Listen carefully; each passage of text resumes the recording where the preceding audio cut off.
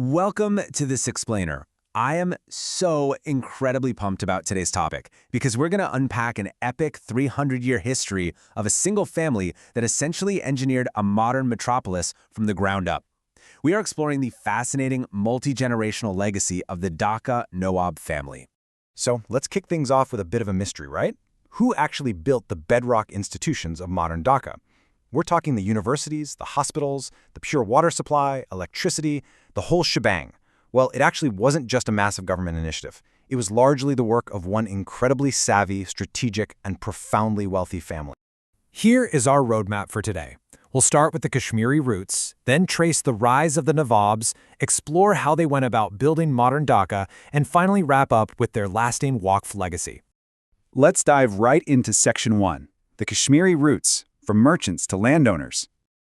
Okay, so picture the 1730s. Following a massive geopolitical shakeup, members of the Khwaja family migrated down to Bengal.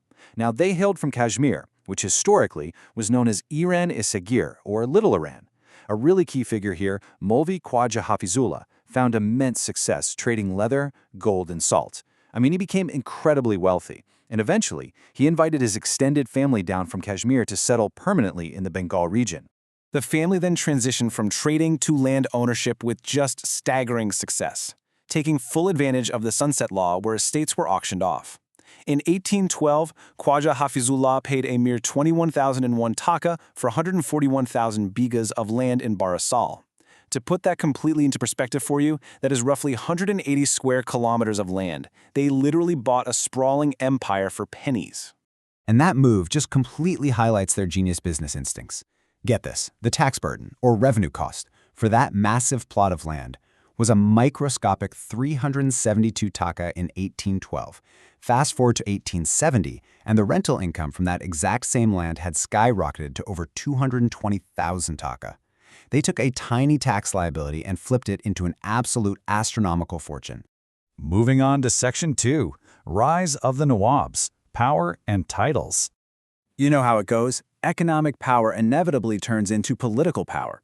During the 1857 Sepoy Rebellion, their loyalty to the British government earned them the hereditary title of Nawab. Plus, they were bestowed with a majestic coat of arms. It was a powerful visual symbol that completely solidified their aristocratic status and elite position in society. Now, here is where it gets really clever. Nawab Khwaja Ali Mullah used a brilliant three-step legal strategy to build an unstoppable empire. First, obviously, purchase massive landholdings. Second, in 1854, formally declare the property as a waqf, which is an Islamic charitable endowment. Third, and absolutely most crucially, appoint a single mutawali, or caretaker. By doing this, the person holding that title became the sole proprietor. It completely prevented the immense wealth from being carved up and diluted among multiple kids and successors. Honestly, it was an absolute masterstroke of estate planning. All right, Section 3.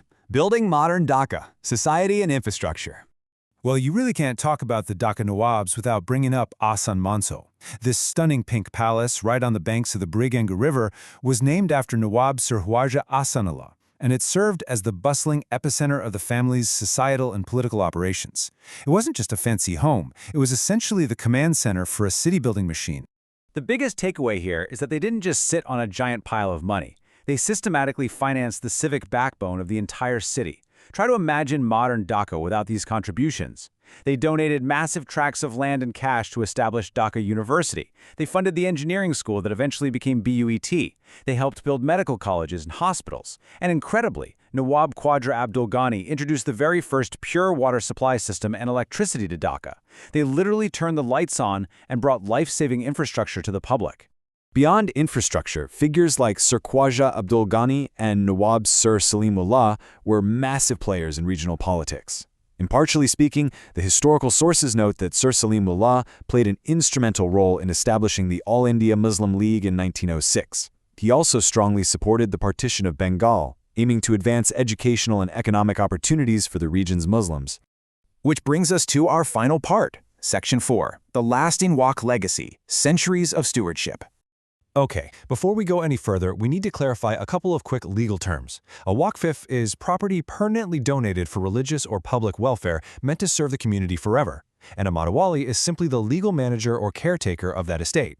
Understanding those two terms is absolutely crucial to grasping how an estate of roughly 12,500 acres has remained legally intact to this very day, instead of being sold off piece by piece over the centuries. And you can clearly see that Ali Mullah's strategy from 1854 totally worked. There is a continuous, unbroken chain of mutawalis stretching all the way from the 1840s straight through to 2008. Because the original deed mandated that leadership must pass strictly through the male descendant line, this succession has miraculously survived the fall of the British Empire, the partition of India, and the creation of Bangladesh. So, who is running the show today?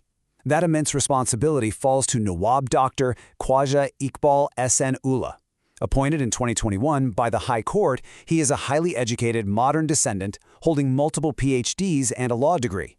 He's acting as the regular Mutawali right now, carefully steering the centuries-old legacy through our complex modern legal context. You know, despite all the sprawling palaces and massive institutions they built, the family's resting place is actually incredibly grounded. Tucked away right in Old Dhaka, the Nawab Bari family graveyard serves as a quiet, physical reminder of the dynasty. The very people who engineered the bustling, modern city around it rest quietly right in its heart. I really want to leave you with this to chew on. How exactly can historical wealth continue to serve the public centuries later? The story of the Dhaka Nawabs absolutely proves that, with brilliant strategic foresight, the wealth generated in the 1800s can actively provide for religious, educational, and public welfare well into the 21st century. Thank you so much for joining me for this explainer, and I really hope this illuminated the incredible history of modern Dhaka for you.